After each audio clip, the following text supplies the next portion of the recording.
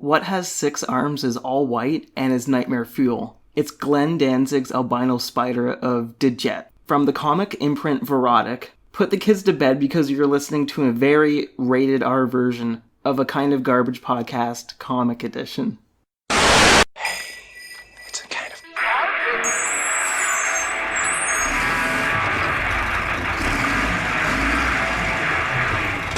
So Cody, for this episode, I picked a comic book that is horrifying. And one of the reasons why I picked it is because we recorded an episode about the Veronica movie. And this was the first short story from it. And we had so many questions about the characters and just the material that it was based off of. And we finally got our answers. Yeah, I think before we even watched the Veronica movie, I think we both knew we somehow were going to review one of the comics. It was just kind of, what do you choose? And when we saw the movie, we definitely were like, we have to see what the source material for Albino Spider is, because it's off the wall. One of the funny things is that it's very faithful to the comics. Yeah. For better or for worse. I would almost say they left out a few things they probably could have put in. And they decided to include a lot of, material that, I would say the thing that bugged me the most was there's a lot of dialogue from the comic that's straight up spoken dialogue in the movie that just does not, it's not a great transfer. Not whatsoever. No, and part of that is obviously due to the actors, but also just sometimes dialogue looks good written down over images. Other times when you actually see a live person try to express that dialogue, it comes off very wooden. And I think that's kind of one of the issues I had. With the comic, yeah, it's after reading it, you realize, holy shit, they took the dialogue word for word and stuck it into the movie. Yeah, it kind of... Panel for panel recreation. Yeah, really, yeah. Some scenes were kind of, in the movie, were expanded upon. And then I would say the intro to the comic is kind of more artistic. It definitely has a lot more visual flair to it than the intro to the movie. But I think part of that would be due to the fact that the spider in the movie is CG, and it probably was just out of their budget to try to recreate the intro. Where do you want to start? Do you want to start with... Should we start with book 1 or 2 or 0? This is comprised of 3 shorts from the Verotic imprint. We're going to go through all 3. I don't think we'll break them down. I think we should just treat it as if it's a story. A complete story. Yeah. I guess to start, we had a rough idea of what the story was going to be.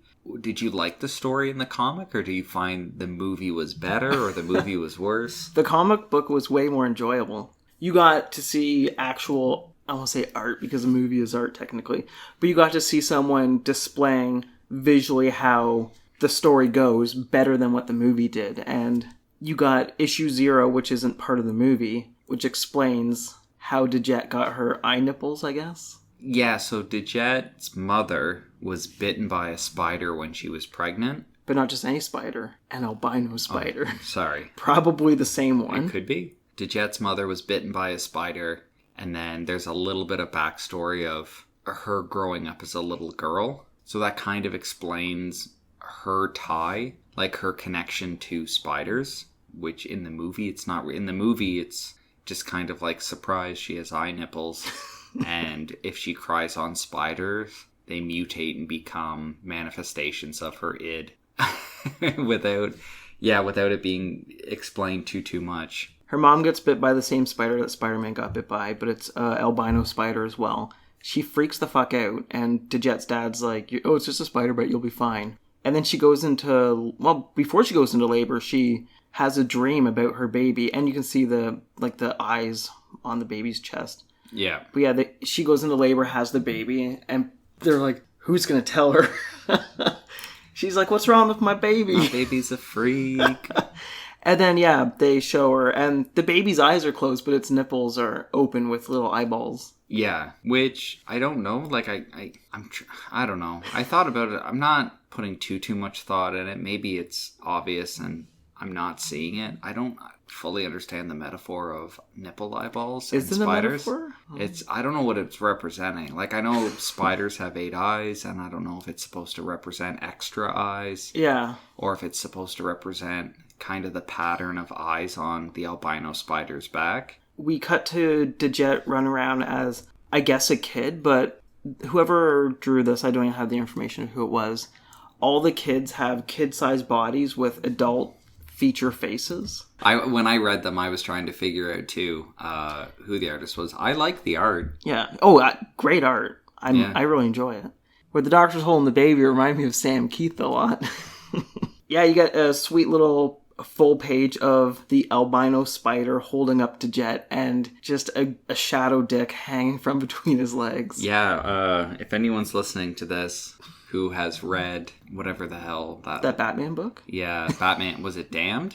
I don't know. It was Batman. It was the Black series, right, or whatever? Yeah, it was that Black Label book. And yeah, there was like a shadow of Batman's penis. He's got nothing on albino spider, who is basically doing a jumping jack with like his lower waist in shadow, and it is just like, yeah, dong swinging. We cut to, again, them as quote unquote kids, because they look like adult faces, like I said before. And what is it? She wants to play with them, and they're like, no, you have to show us your boobs first. And they're kids, so one, Glenn, gross. I think it's just kind of supposed to represent like if they're supposed to be teenagers, I would get it. But this kid, what's that type of hat called? Oh, yeah, he's literally got the hat with the propeller on top. I can't even remember. Yeah, I think it's supposed to represent like kind of her maturing and going through puberty and kind of like realizing sexuality. And then when the boys are like, hey, can you lift up your shirt? Like, or we dare you to lift up your shirt, or whatever it is. They'll give her some bonbons. So they're going to give her some candy. She's like, no. And then they keep on asking, and the one kid's like, oh, the candy's so good. And this, yeah, that's something else. Like, the movie is French actors who can't even do French accents, and then porn stars who can't do French accents. And the comic, there's a couple of scenes where it's like, by the way, this is France, or this all takes place in Paris. And it's literally like someone's reminding Glenn, being like, hey, Glenn, don't forget this is France. And he goes, oh, okay. And then he scratches out like, we'll give you candy if you lift your shirt up. And we'll give you bonbons. And it's like, okay. Same with later on in the book with the prostitute. It's like, meanwhile, Paris, France, Rue de Prostitute, and then it's like Street of Prostitute, and it's like, what? Like, just say like a back alley in Paris. You don't have to say Rue de Prostitute. So this comes into one of my favorite scenes, not of her lifting her shirt up, even though it has to do with that, but it's a back shot of her lifting her shirt, but it's the kids throwing up. And it's so much vomit that it literally, because it looks almost like they're running away from like a river of puke flowing at them. And I did laugh when I was reading it. Yeah, this page, as like kind of pervy as it is, it actually does have really good flow to it. It's a 4-panel page, and you have the kids' heads up top just kind of being pervy. And then the focus is on like the chest of her shirt. And then you have, like you said, it's like a back shot with her shadowed out of like her shirt coming off. And then trailing down into the 4th page, because like just to the side of the panel, one of the kids is just puking. And then the puke streams over and kind of becomes like the background of the 4th panel of them all running away. It's as gross as it is. It's neat. It's well done. So that was the prequel. Then issue 1 is basically where the movie starts off, where she's going down on her boyfriend. The movie doesn't show it, but in this, like, she has a dick in her mouth. Yeah, like the comic imprint obviously has like graphic depictions of sex. So her and her boyfriend are both partially clothed. She's performing oral sex on her boyfriend. Not great looking. Like, the art definitely suffers in this issue. Is it by the same person? That's the question now. No, yeah. You can tell. Issue 0 was great. This cover's really nice, though. That might be by the same person. Yeah, I don't know. There's a couple good panels where it just kind of shows like implied sex, but like the ones where she's actually doing it, like it's just kind of popping in from like the corner of the panel, and it just, I don't know, it's not It's not fantastic. It's kind of like really... Yeah, because he has his pants off a little bit as well. Yeah, so like it's, I don't know, pretty immature the way it's drawn. She keeps on saying, well, he's like, oh, let me see your boobs. And then she's like, what? No, wait, no. He's like, leave my shirt on. She goes, wait, and then... Yeah, the top comes up and the eyeballs come out. And he's like, ah, and he's trying to run away. Mm-hmm. So it's basically like the movie, if anybody's seen the movie or listened to our one episode, which now we get into the point where we can just really skip through this because it's the movie. The artwork it's not horrible. Like, it's reminds me of the person. I can't remember which artist it is. The first, or the prequel, or the issue 0 comic or whatever, did a little bit better of a job, but the idea is kind of transferring over here. Like, everyone's drawn very elongated, so there almost is like a spider quality of like spider-like appendages on people, which I liked. Like, I thought that was neat, kind of giving everyone almost a spidery look on a book about spiders, or an albino spider. So yeah, she cries on the spider, and then we have kind of a more interesting transformation scene of the spider now becoming like the manifestation of her id. The halfway through point, he looks that looks great until he gets his like little Jacques mustache. Yeah. And you almost wish that they kept the little, like, the pincers in his mouth. Yeah, but it's interesting. There's a bit of dialogue of, like, him becoming self-aware of what he is and then talking about, I am, like, the manifestation of your, like, dark desires and all this stuff, which the movie was so hard to follow with some of the bad accents that, like, some of the dialogue was it just felt like it went through a blender. This really clears some stuff up, and I kind of got what Danzig was going for a bit more. He's standing behind Dajette now, basically explaining that he is her id let loose, and when she sleeps, that's when he'll be set free on the world. And as he's saying this, he's kind of disappearing into shadow, which is something the movie did not understand. To make him slowly fade away from existence instead of him being like, Dajette, I am your id. Yeah. So here's like another example of what works on the page versus what doesn't work in a movie. You have Dajette's roommate looking in basically an empty fridge with 2 items, a carton of milk and like a 6-pack of beer. And she looks in the fridge and goes, milk, beer. Like, those are basically the 2 options. And there's not a lot drawn in the fridge. So by having like the minimalist dialogue, it suits that very well. Like it's an empty fridge, but instead of filling the panel with dialogue about like, oh, we don't have enough money to buy groceries or anything like that, it's just like the fridge is very sparse, the dialogue and the bubble is also very sparse, which works. But then when you have an actress in the movie look into a fridge, but the camera doesn't show the fridge and she just says milk, beer, it's like, are you having a stroke? What's going on? So this is the first victim of the albino spider, which is a bit more sexualized in this one. Yeah, because in the movie, if I remember right, when she finds her roommate or her neighbor dead. Yeah. In this one, yeah, he's crawling over her like biting her neck, and then he does sexually assault her as well as Danzig does. Yeah, yeah, he has like, I guess it's a spider web going around her that he's wrapping her up in, and then eventually, God, there's so much sexual assault. After like the 4 or 5 pages, Dajette wakes up and goes to check on her, and she's hanging from the ceiling. She's like suspended in air with a big web, which they didn't do that in the movie at all. No, the movie literally forgets to go, hey, he's a spider. If we did something with a web, that might be clever. There's going to be quite a few more sexual assault scenes in this very short comic. I think there's like 3 more, right? Oh, only 3. Yeah, I get that the comic is supposed to be Danzig's psyche.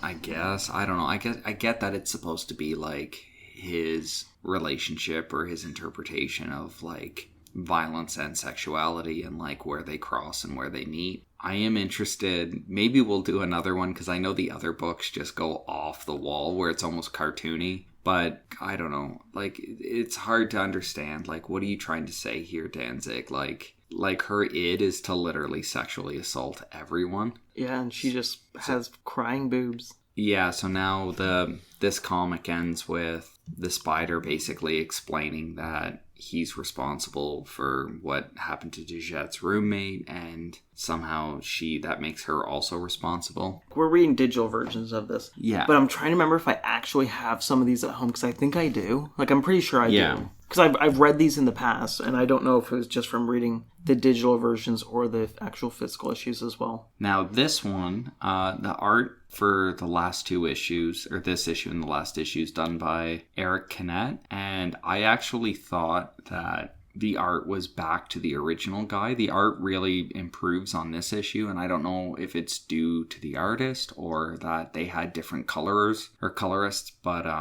it's definitely shows the line work a lot better. It definitely has like a more artistic flair to it. But like even going into this, like the shadow work is a lot better. There's light sources. This is the issue where she's doing the modeling job. So it's her and like 3 or 4 other women in like kind of, I don't know what you'd call it, like fetish themed clothing, like S&M clothes. The line work on it is awesome. Like everything looks really cool and it's great. It stands out, especially compared to the last issue. So this issue starts with the albino spider hiding in the shadows in an alleyway, and he solicits sex from a prostitute on Prostitute Street in France. And is it actually Prostitute Street? Is that what it says too? Yeah, it says Paris, late night, Rue de la Prostitute, Street of the Hookers. Yes. And it's like, okay. Okay. And there's almost a full page spread of her standing there smoking a cigarette. And it looks good. Like, there's good lighting. There's good shadows in the back. Yeah, it looks cool. It definitely has, like the 90s superhero comic aesthetic to it. Like, it looks like an Image comic. Like, it really does. Yeah, it really does. And that's not a bad thing. Like, I enjoy the artwork. It doesn't. I think the artwork looks great. This issue, especially with, like, the way that the prostitute looks and the way that the models look, like, I think the art's great. Like, the character design's really cool. So, sexual assault number 2. Bending, like, is he putting a bag over her? Like, she turns silver halfway down, and I think she might be backwards. I don't know. This was a very confusing panel, trying to see, like, is it split into pieces? That was the one thing I didn't know, because her butt's on one, like, her butt's facing you, but then so was her face. Yeah, so it's an interesting, like, one-page spread where it's kind of a collage done where Albino Spider's face is on the left-hand side of the collage and Dajette's face is on the right-hand side. And as you move down the collage, it's just kind of, it's images of, like, the spider's hands around the prostitute's throat and, like, her underwear coming off. And it's interesting to look at, but you're literally looking at the second depiction of a sexual assault. And then he cracks her neck and Dajette wakes up. Which gets back to the photo shoot of all the lingerie models. Yeah. Which, just like the movie, it's very, like, don't pick on her. She just saw her dead roommate. And the clothing that the models are wearing is much more interesting than what was in the movie as well. Yeah. Yeah, again, it's really, I think it's cool. It's, like, very 90s in Image. Like, that was definitely one of the highlights, is actually seeing once we get out of Dajette's apartment and you kind of start seeing the character design on other characters. I thought that was one of the highlights of the book, was just, hey, these people actually look interesting and have an interesting style to them. And especially the streets and the movie theater at the front, like, that's a lot of detail. It looks really good. And it's great, yeah. I don't want to say it's a shame that it only ran for technically three issues, because they could have expanded way more, but like many Verotic books, it's 1 to 4 issues. Some of them go longer, like Jaguar God, I think, is like 13 issues. And then the Verotica main line itself, I think, is like 17. But those are all like short stories. They don't link into each other. So yeah, this is where she goes into the movie theater, which the comic has way more people in than just 3. And it's a very big theater as well. Yeah, so she goes to the theater and it's basically the same. She sits down and it's almost as if she's confused as what she's walking into. She's like, oh, it's something stupid too, the dialogue. It's like, she's so tired. She goes, this film it is only people making sex.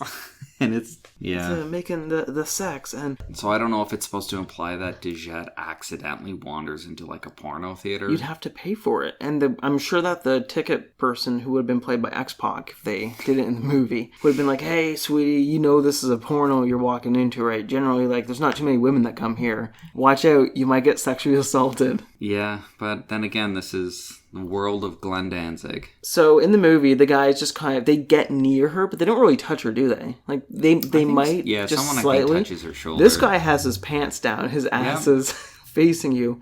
And then the other guy, I think, is like squeezing her boob. Yeah, so this is sexual assault number 3 in a very short comic. Thank you, Glenn. When she falls asleep, Albino Spider gains his power, and of course, with great power comes great responsibility. To sexually assault. So, cut to sexual assault number 4 of the Albino Spider. There's one frame of her waking up and be like, I gotta go, and then she just leaves the movie theater. Yeah. See the Eiffel Tower in the background, look at it. Which I'm surprised that's not a bigger focal point. Yeah. Because I know when Highlander filmed in Paris, they were saying you always have to get a shot of a monument in every episode so people know that you're in Paris. Yeah, I get that. So in Highlander, his barge is on the... I was there, and I don't remember what the river is called. It was on the river, where in the background you can see... What was that thing that burnt down recently? Oh, Notre Dame? Yeah, you see Notre Dame. What was that thing that burnt down?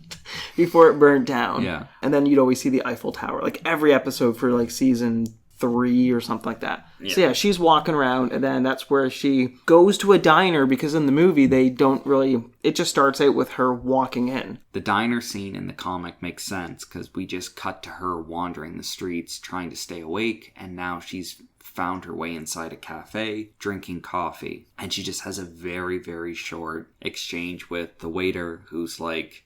be careful out there. There's a madman on the loose. In the movie, it just has so many goofy mistakes of her like walking in and there's already a coffee, and then the guy says, do you want a refill? And then she pays before she leaves, or she pays before she even gets anything to drink. And then the waiter like just chews through scenery being like, be careful for the neck breaker. And it's like, yeah, we get it. You're French. Which even the comics, La Nebreka. Yeah. So yeah, it's one page with that. So in the movie, they took, like, Glenn's like, let's just film her walking in. So they film her and she sits down. And then the moment she's sitting down, that's when the scene should have started. Because you shouldn't see her walking in. They're like, did you want to refilm this? I just got here. Well, there could be an establishing shot in the movie, like looking in through, like her walking down the street, and then do an establishing shot of her through the window in the cafe, like a very empty cafe late at night. She's sitting on a table. Maybe some of the chairs are up to show that like it's close to closing time or something. But like, no, like they really lay it out, and how much they stumble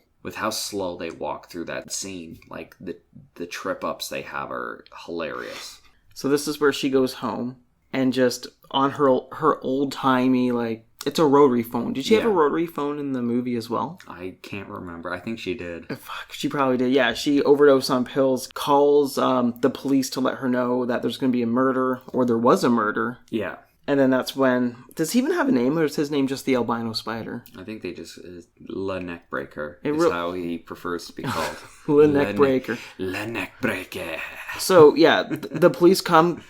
bang open the door. There's a little bit of an exchange, and then they just rifle him with bullets. But then he's still standing there and be like, Dajette, wake up, they're gonna kill me. Then eventually he dies, and the police are like, oh, look, she has eyeball nipples. Yeah, like the ending kind of happens, which isn't bad in the comic. The ending's just kind of like the cops stumbling in, seeing the albino spider shooting them, and then being like, what the hell is going on? Like, this guy's a human spider. This girl has eyes for nipples. And they make point of mention that she's not dead. She's overdosing, but she isn't dead at that point, which was interesting. But then at the bottom it says Finn, because he's probably like, I don't... That's the story, which is fine. I don't know. I guess now looking back at it in a whole, like, are we supposed to take, like, Dajette's experience with, like, the teenage boys being like, show us your breasts, and then they're disgusted by her. Are we supposed to take that as like the source of where her like murderous id comes from? If so, I get it, but like that makes sense for the comic, but like that's cut out of the movie. Yeah. Like in the movie, Dajette gives birth to a manifestation of like the dark part of her mind. And then it's like, by the way, I want to rape and kill. And it's like, okay, but you haven't established that any of that it relates to Dajette. She's just like, she doesn't have a ton of dialogue. She just kind of wanders around being like, I can't fall asleep. I'm going to assume that issue 0 came out after issue 1 and 2. That's a good point, maybe. That's probably what happened, but why...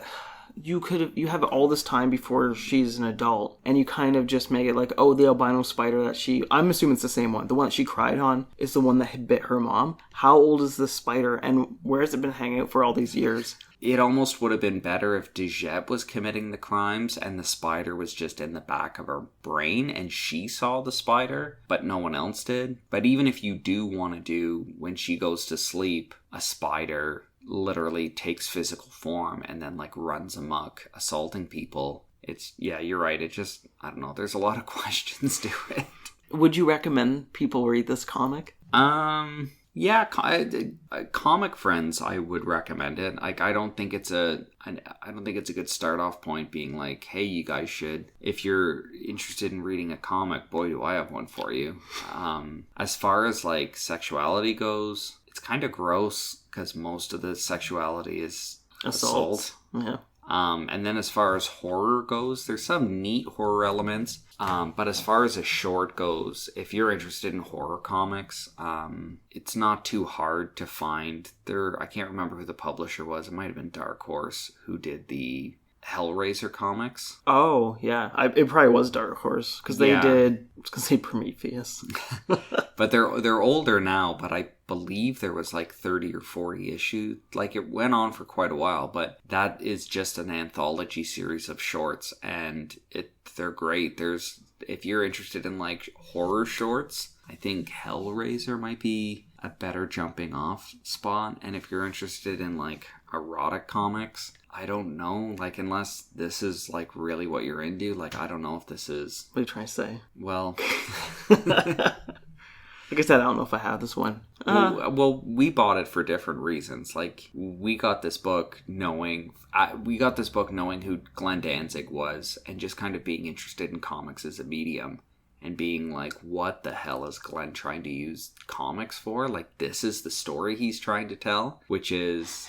It's interesting. It's gonna be like, this is everything I want to do in real life, but that I'm not allowed. I would recommend this as well. Okay. I don't know who I'd recommend it. You would have to find out someone's taste. I wouldn't recommend to everyone, obviously, but I think it's a good comic to recommend to people that are like, if you want to try a comic that's kind of against the grain and does some more daring stuff, it's definitely worth a read. But I just don't know how much people would appreciate it. So where do you rank this on your top 10 for comics? So for my top 10 for comics, of which number 1 is X-Women, number 2 is Terror Assaulter, and number 3 is Ravage number 1. I would put this comfortably at number 4. Not that I thought it was a bad comic, I guess it left quite a bit to be desired. Yeah, because we've only done 3 comics, my list is similar to yours, just swapping Terror Assaulter and X-Women. So right now, number 1 would be Terror Assaulter, 2 would be X-Women, 3 would be Ravage number 1. And I'm pretty confident that I can put this between X-Women and Ravage, because I'm a weirdo. I enjoyed it. I still want to read Ravage. I'm sad that this is only 3 comics. But yeah, I thought it was interesting. Too many sexual assaults. It'd be nice if they had consensual assaults. Yeah, like if you say you did the comic where the albino spider isn't physical and it's literally almost like a mental thing within Dajette that takes over, I thought it would have been interesting where like you could do a scene where Dajette has consensual sex with someone and then that dark part of her mind is kind of like pushing her into darker, even more violent areas. And you could kind of head in that direction, but not flat out show 4 graphic sexual assaults in 1 short comic. Was it only 4? Only 4. It was only 4. What are we reading? What are we going to be talking about next episode? Next episode, we're going to be talking about a quick little one-shot that I got a kick out of. That's definitely more mainstream than what we just talked about. We're going to be talking about Marvel Comics' Dark Reign, The Cabal, which is a series of shorts during Marvel Comics' Dark Reign event through the, I think most of their main titles touched on this event. And in particular, we're going to be focusing on the first short by Brian Michael Bendis and illustrated by an artist I like named Adi Granov.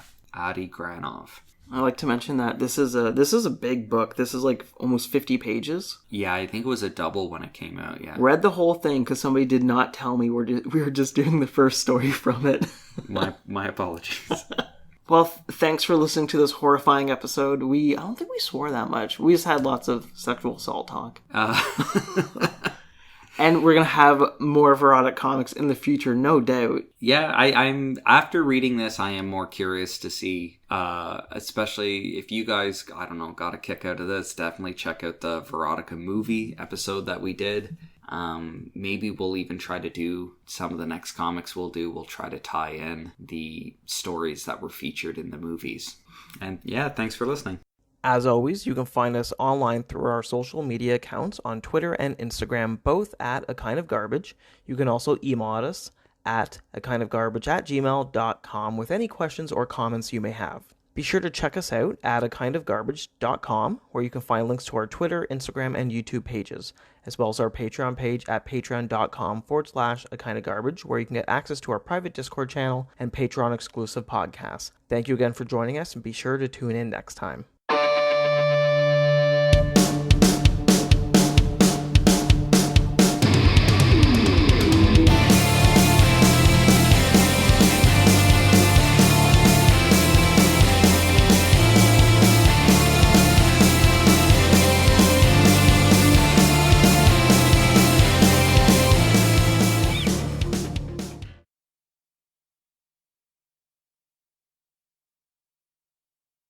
So, we're recording on a new microphone right now. We have no idea how it's going to sound. If everyone's going to hear all the bumps, the ticks, the dog tippy taps. Yeah, my dog ran around a little bit. We're kind of experimenting, so we haven't taken a moment to experiment with what sounds good or bad. We're together for the first time since the quarantine. Recording for the first time, recording for the first time. Using new equipment, so I guess give us feedback or whatever. If this microphone isn't giving us enough feedback, feel free to give us your own. Special thanks to Connor for donating this Yeti Blue microphone, and hopefully, we're not killing people's eardrums, because, we don't know how we sound right now, because it's like, let's record a couple of episodes and just not check anything. So hopefully we don't sound too slurish or high-pitched. Because, we have no idea how we sound. No. I'm sure we sound like trash. Oh, yeah. But what can you do? Can't be worse than the first episode. I love the first episode. I was trapped in a computer.